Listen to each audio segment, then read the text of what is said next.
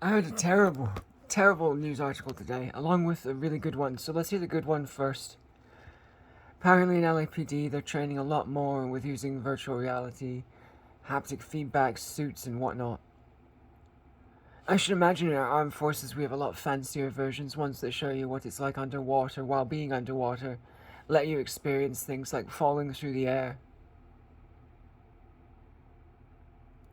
how to open a parachute or how to simulate that, this, that, the other. They'd be better with augmented reality, things like Sony tiles that they make, which are tiles that can display in a high resolution a visual scene.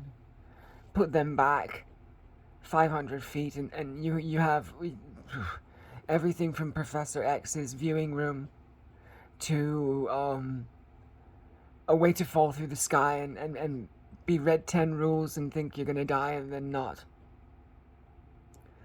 Those terrors lend to an afterlife, which is something that they forget and lose. Which brings me to the second article, The Hurt, which is just about rate of suicide.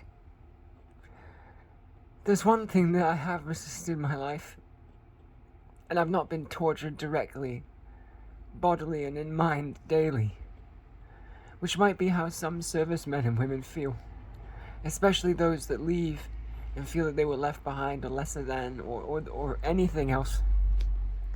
So there's one passage that I'd read. It's very, very short. One sentence.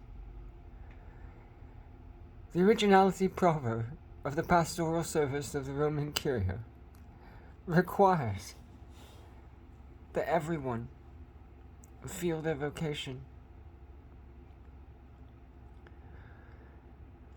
of exemplary life before the church and the world. If you've made a church of humanity, multi-denominational, it is to keep and support our own. And there are people who are in need of medical care. Well, I'm not dead. And I've got 40 more years of staring at a wall to think about on my own, unless I do something. You can't have them. Why are we not putting them to you being evil, you being destruction of them cannot have them?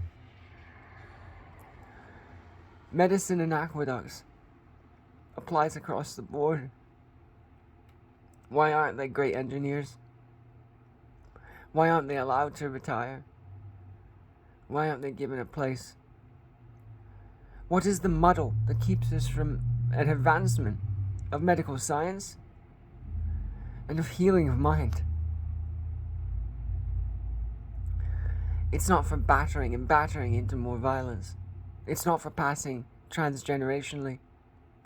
It's not for drawing in innocents from wherever you can find them and throwing them at things. There's much that can be done. And it can even serve our psyops. There's enemy, but they're not on the homeland. If you walk, crawl, or exist in these United States, you're supposed to be here. We don't put immigrants in cages. We don't drive prisoners out of their mind.